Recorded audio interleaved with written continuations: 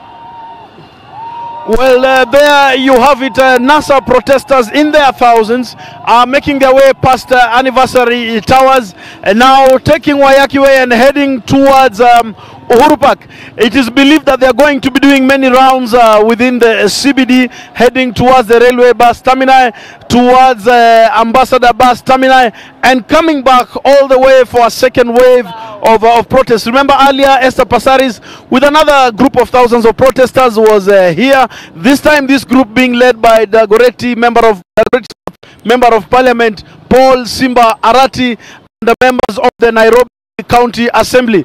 The police action or reaction, so to speak, has been different from what was witnessed earlier in the morning when Siaya Senator James Agre Orengo and former Machakos Senator Johnston Mudhama led another group of thousands of protesters here, but unfortunately they were not able to reach Anniversary Towers. They were tear gassed by police along Tom Mboya streets and Moi Avenue. Well, keep it here for the live updates of the events right here outside IEBC headquarters at Anniversary Towers, Nairobi.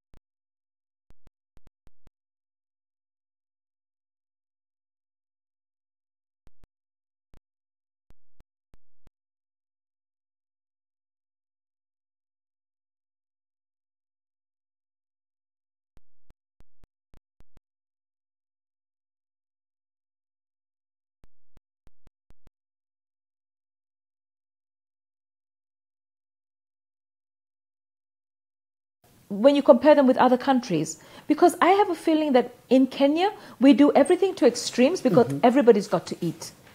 Yeah, and I think there's a comparative thing here with other with other countries, which I think is even more shocking, because it's coming down to about, well, here you go, $25.4 per person. In other countries, the world average is 5. I told you, Kenyans do things in extreme. I mean, and this is, we are 5 times higher, I mean, than the world average. Rwanda, 1.05. let me tell you, Ghana, 0.7. wait, if you want to have a free, fair, and credible election, you need to also have people that have got high integrity and high morals. In Kenya, we have a problem.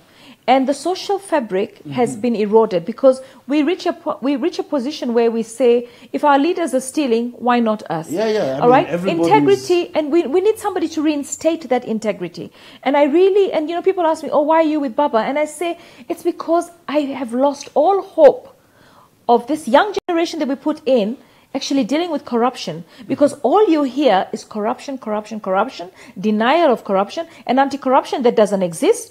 And we need to change that. And now I'm even more worried because we also want to dilute the strength of the judiciary. So I feel that it is so obvious. You know, we know what a kilometer of road costs.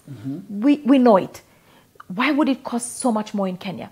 We know what it costs to run an eleation. Why would it cost so much more in Kenya? SGR, so I mean, everything in Kenya and the cost of that money. You know, I want to tell Kenyans that at the end of the day, it's not about the tribe.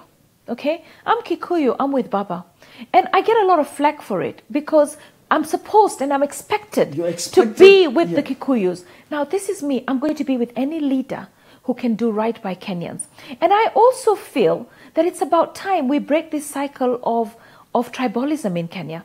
At the end of the day, Raila has tried 3 times to be our president because he has a vision for this country. And every time we stop him. And recently, if I was ever in doubt that, oh, Esther, should you be there? When I saw Uhuru Kenyatta saying, even if Raila wins, we will impeach him, I thought to myself, this is so deep. And I know I have a few Kikuyu friends who are voting for Baba.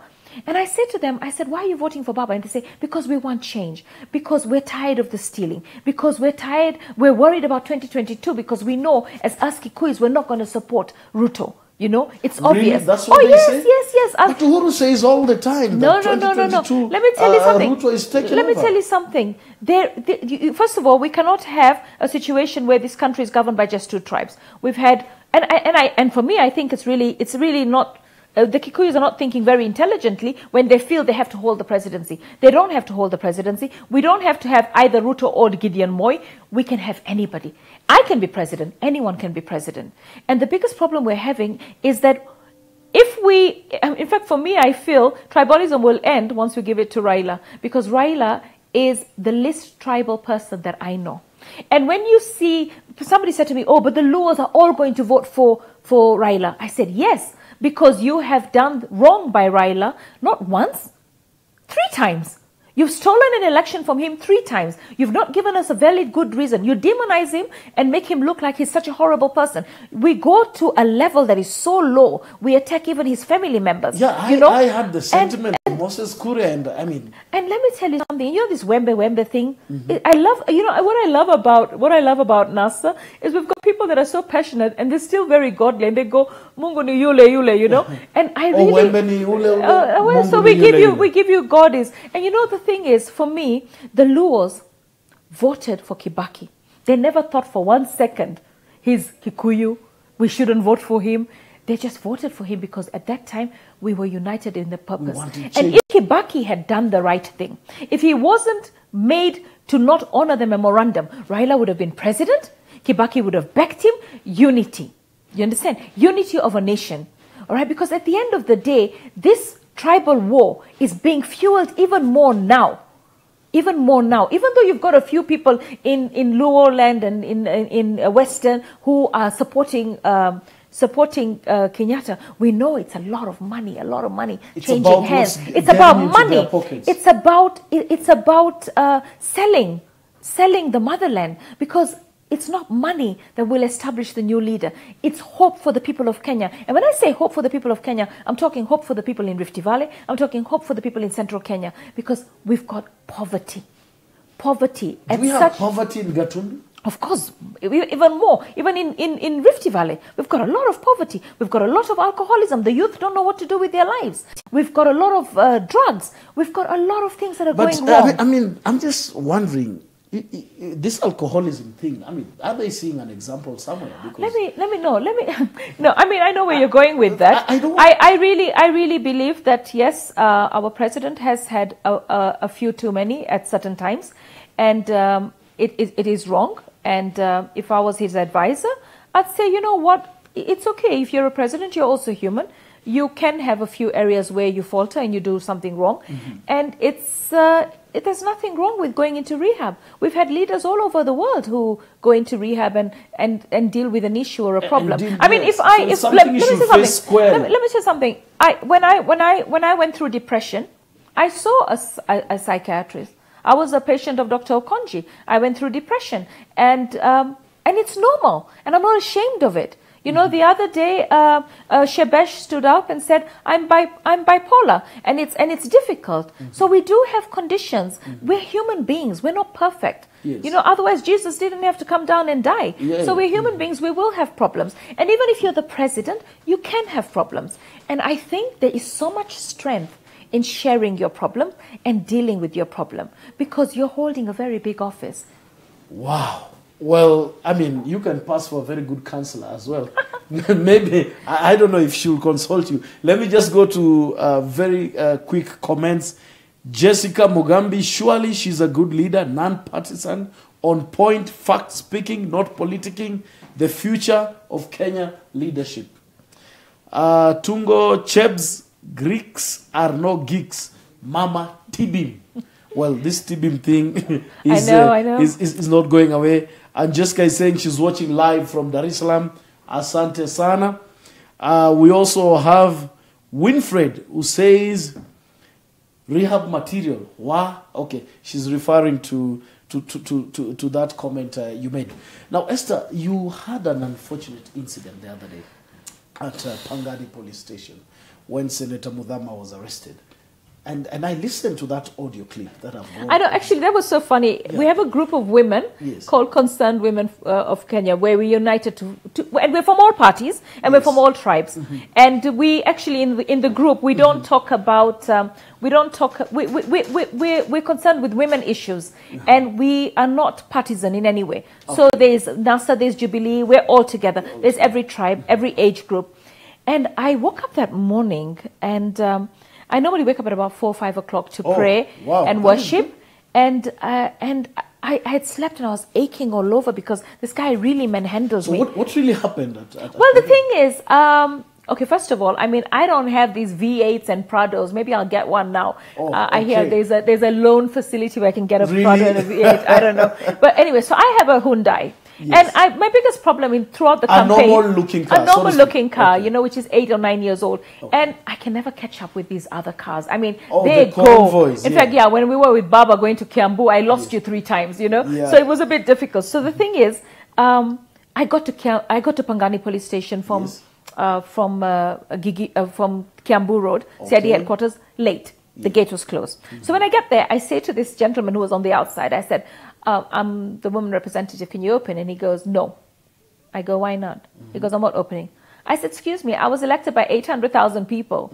I should be able to access any police station. Yes. And then I saw Gladys Wanga is inside, and I said, she's inside and she's the woman rep for Homa Bay. I don't care. You're not entering. So I said, you're going to open the door. You cannot lock the gate.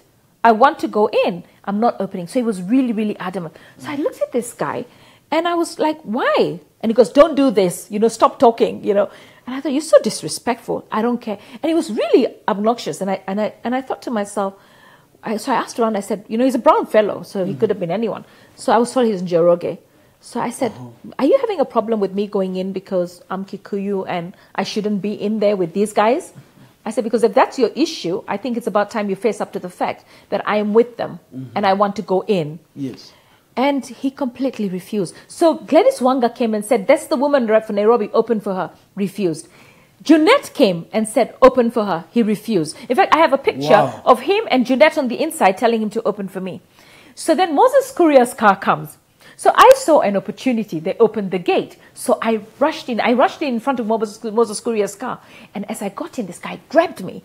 And he's taking me out by force. And I fought through and I got in. And then he goes, you know, you like this to me, you know, you'll see me. But then I called Babu. And I said to Babu, you know, you saw the way this guy manhandled me. And somebody's just whispered to me that he's dangerous. And so Babu and I were talking. Of course, somebody took a picture. And of course, Babu's young enough to be my son. That started that's another the picture. We'll get to that. That started another conversation. My goodness, honestly. But the thing is, he manhandled me, and I have a scar on my leg, and I've got some pain on my back. I haven't even been to see a doctor yet. But anyway, the thing is, he manhandled me, and I went. The thing that disappointed me the most is I went to the desk, and I thought I'm in a police station. Babu was like, "You're in a police station. Let's file a complaint." So I go to the desk, and there's a woman in the desk, and I said to her, "I want to make a complaint against a police officer that who manhandled me," and she goes, "No." I go, "What do you mean, no?" Yeah. Then I go to the men behind the counter. I said, "I want to file a complaint." And they were doing nothing. They were just observers of what's going on in the police station. So he said no. So I go, "Where's the OCS?" I go into the OCS's office and I said to the OCS, "I want to file a complaint." And the OCS says, go to the gender desk at the back. Gender desk. So I go to the gender desk. I say, "I'm here to file a complaint. I've not got instructions from the OCS." And I'm sitting there and I'm thinking, what's the point of having all these laws in Kenya when you can't implement them? Can you imagine if I, an elected woman leader, cannot file a complaint when I've been assaulted by a cop? In a police station. So I've spoken to IPOA. I spoke to somebody from IPOA, and I will go in there to make the complaint. And for me, I'm making the complaint because this man I've been told, is dangerous. And I know a lot of people in police, and I've spoken to a lot of people, and all of them say the same thing. He is dangerous. I mean, do we have police assassins? I mean, we have. What do you mean he's dangerous? Every the cop thing is trained the same way. No. Let me tell you something. I think we cannot be ignorant to the fact that we have had accusations by human rights bodies about our police having extrajudicial killing. Mm-hmm. So for me, I think that does happen. And this man, the hate that he had for me, all right, and I think it's probably, and I've seen this a lot, I've seen a lot of people tell me, how can you be on the other side? How can you betray us? Yeah. And I go, I'm not betraying you. I'm actually saving you. You know, you can't think straight. I cannot vote for Uhuru because I'm Kikuyu. I can only vote for Uhuru if I believe he's the best president for this country. And right now, I don't believe he's the best president for this country. I believe that right now he is, all right? Because Uhuru's had his window of 5 years. The poverty levels are so high, and I'm going to be showing Kenyans the poverty levels. But you know, even the very, very poor Kikuyu will still vote for Uhuru because they've been told so many horrible things about Raila, that Raila will do this to us and do that to us and do the other. And you know what? We have another big problem in Kenya. If we know that our son, who is our tribe, who is a leader in government, has stolen billions and billions of shillings, yes, we don't want him arrested. We don't want him jailed because Niwetu. This Niwetu business has to stop because the money that he stole from the public coffers to serve you. You're not enjoying his billions. But you know what? Somebody said to me one day, Mheshimiwa, even if he's a thief, Niwetu, he's our hero. Now this is how it works. Because the Mheshimiwa steals, he comes and he pays for your funeral.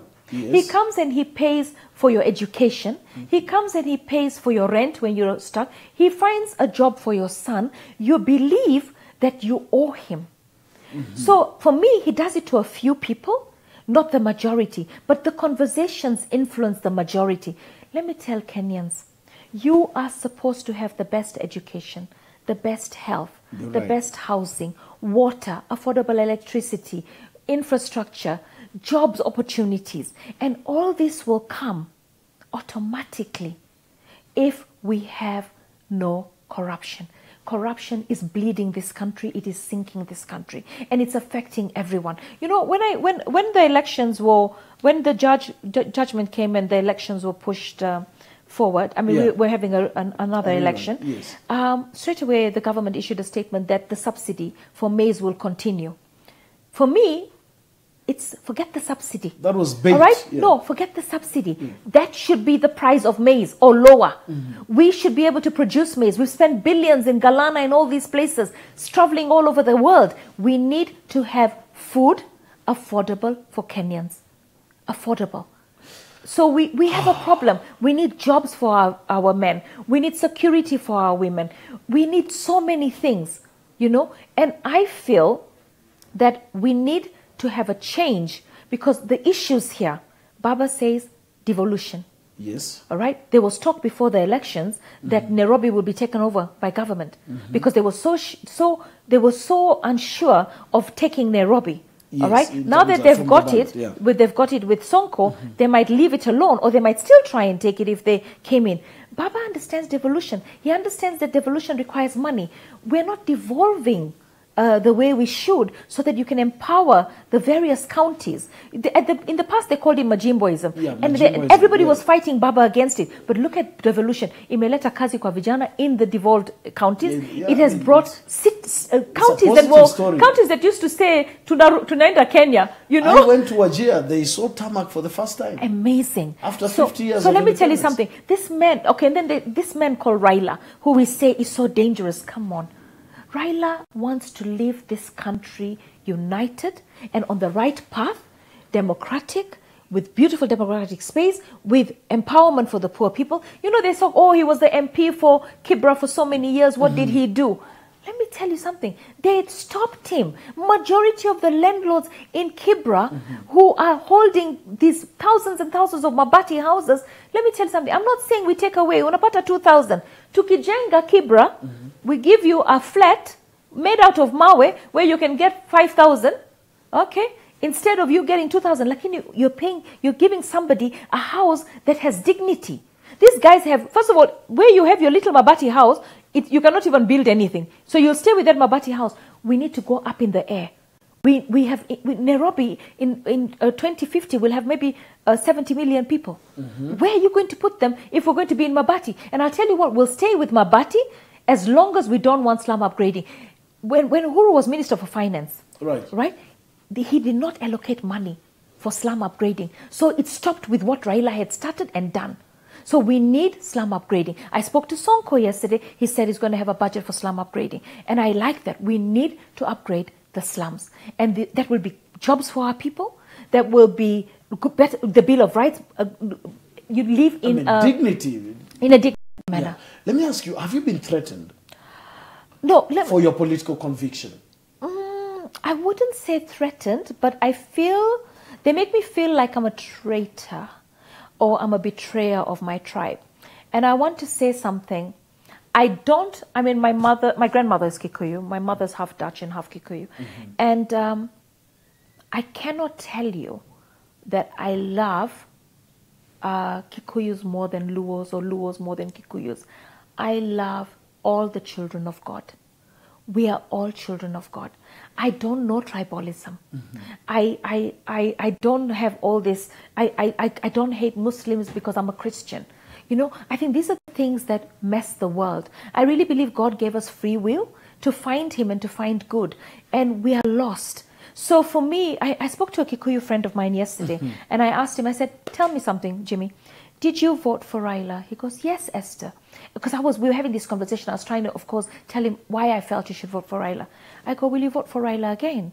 He goes, yes. Why? Because I want change. I said, Jimmy, are you willing to say that online as a Kikuyu? He goes, Esther, no ways. It's kind of risky. No ways. I had a driver who worked for me at Udhiru, and we were looking to field candidates everywhere. So I asked that driver to become an MCA candidate. And right now he's under so much pressure in Udhiru. You betrayed us. There's no betrayal. There is no betrayal. Even if Ababu is on the other side, don't look at it as betrayal. Look at it as that is what he's decided to do. Let us look, that's how people are deciding to vote, okay? But at the end of the day, I'm trying to tell Kenyans that you don't vote for somebody because he's your tribe. You vote for somebody because he has something better to offer. And stop listening to all these stereotype messages about Raila. And for me, where Uhuru and Ruto lost the plot is the disrespect. You know, the way I've been raised up as an African girl, we have to respect our elders. And Raila has a right to insult them because he's an elder. But they have no right to insult Raila. They have conducted this election with such abuse and disrespect. You know, Kimundu, things like that. For me, I think they've lost the plot. Okay, before we wrap up, Mheshimiwa, Joseph Obala, tell her I'm watching. I was at Pangani Station on Monday, and that was not in order. Did he witness it? Did he see it? Yes, that's just what he's saying. Does anybody have a clip of it, you know, a video clip of it? Well, I hope so. Well, I hope so. And I'll give a reward. Nairobi politics. Just as we are wrapping up, I mean, Nairobi has been choking under garbage, blah blah blah. I mean, what's your working relationship with the current governor, and what are the plans? You know, Sonko and I go back a long way. I mean, when I was running in Embakasi, he was amongst my campaign team. That was in 2008. 2008, yeah. Yes. He was in my campaign team. He played a little role in guiding me and mentoring me politically. At one point, we were even talking of being running mates. Oh, really? Yes, in the very beginning. At one point, he actually also influenced me going back to school to study to become governor, because there's a time when, of course, Jubilee wanted Waiguru for Nairobi. So we talk. In politics, they say there are no enemies. So you have a working relationship? We have a working relationship in the sense that I respect him and he respects me, but politically we were in different camps. Right now, he's the governor, and I respect him for that, and I congratulated him. And I am, you know, like yesterday, I spoke to him about the Kabaddi team needing to go to Rwanda, and I said, nobody has money. He actually took the initiative. He managed to get them tickets. I think he's arranged for money for them to have accommodation. I am in Nasa, and I've gone to the governor, and I've said, I need you to help these people because I don't have the budget for it. And he's done it. So I think Sonko is going to be a governor that will work with everyone. And I think that is brilliant. And that's what he needs to fix Nairobi. I mean, based on your description of the overall Jubilee leadership, I mean, he's also a Jubilee member, so to speak. Comparatively, what will be the influence of party policies, party dynamics? You know, we have this thing that the party has said ABCD, and you want to do ABCD. Does it come across as a guy who is able to stand on his own? Let me tell you something. Sonko had a hard time. In the very beginning, it was very obvious they didn't want him. You know, I mean, he fought his own battles and he got the Jubilee ticket. I mean, it was very obvious that they were ganging up for someone else. So for me, I think he'll be his own man. And I keep saying that Sonko will thrive more and do better with a Raila government than he would probably with the Jubilee government that wants to control him. Because at the end of the day, Raila believes in devolution, and he wouldn't do what Uhuru's government did to Kidero, withholding funds and paralyzing Kidero. So I think Sonko, would benefit with a NASA government. He will do better. Yes, because Raila will not punish him for being Jubilee. Very well. As we are wrapping up, let me just do 2 comments. Mama Tar, this is Gloria Charlie. I agree with you fully. Let's stop tribalism and stop supporting corrupt leaders. One final word, and also one thing that really moves you about this man, Raila. You've said so much about him. He is real Baba. I mean, I have my paternal father, yes, but I look at Raila as a real father. Raila cares. He's got so much compassion and so much love. And I'll tell you one thing, when I rejoined ODM, there was so much talk, about me being Kikuyu, being somebody who would betray Raila like all the others, Maura, Shebesh, etc. And Raila got to hear about it. And he realized that I was insecure because I was, there was a lot of, and he put everybody right. And he said, this is not a party for Luos, this is a party for Kenyans. And she is a Kenyan. And she is one of the candidates. And you're all going to respect her. And I thought that was really nice. So he has the fatherly role. He doesn't have revenge. I'll tell you one thing. I bumped into a lady who was in ODM and jumped camp to Jubilee. And she's sitting now, of course, waiting to see what will happen. And I said to her, so what will happen? She says, well, if Jubilee wins, I'm sure I'm going to get a job. And you know what she said? And I'm sure even if Baba wins, I'll get a job. And wow. I loved that. I love that. I'm telling you, there's so many Kikuyus who are scared of supporting Baba openly. So that means the person that they're most scared of is the Kikuyu leader, not the Luo leader. Because Luos don't feel like Baba will punish them if they don't toe the rope. There's nothing like towing the rope. Luos passionately love Baba. Kenyans passionately love Baba because they want justice. And without justice, you can go nowhere. That, you know, it's in our anthem. With the first thing we need to achieve everything else that's in our prayer, in our national anthem, is justice. And the just thing is to let Kenyans have the president that they want. Raila is the people's president. 991-444, M-Pesa. Wow, I was going to say she took it out of my mouth. And then say Nairobi, account Nairobi. You know why? Because then I'll say I pushed for it. Someone is asking about a CBD issue. You'll address it perhaps another time. We want Raila Odinga or you, Esther, to address this issue of Matatu, that we will not access the CBD. I think there's an issue between the governor's office and the Matatu associations. Thank you so very much for joining us, Esther. A quick gift here. These are 5 books. The latest book by Raila Amazing. Odinga, I've read it. The Quest Amazing. for Nationhood. Amazing. Kindly distribute them to 5 persons of your choice. The first Twitter fans or Facebook fans. Oh, okay. Okay, I've got 4 because a girlfriend of mine wants one. Okay. So the first 4 people, 2 on either side, that ask for this. Yes. I'll make sure you get it. Make sure you get it. Yeah, this is the Quest for Nationhood. And nationhood. You know, I mean, that's what he wants. He wants us to be one nation, one people, lots of love, opportunity for everyone, and an end to poverty. Interdependence and then independence, not dependency. Wow. Thank you very much, my dear, for joining us. Thank you very much for watching. We are now crossing over live, where we're going to have a press conference to be addressed on the happenings around IEBC. Very well.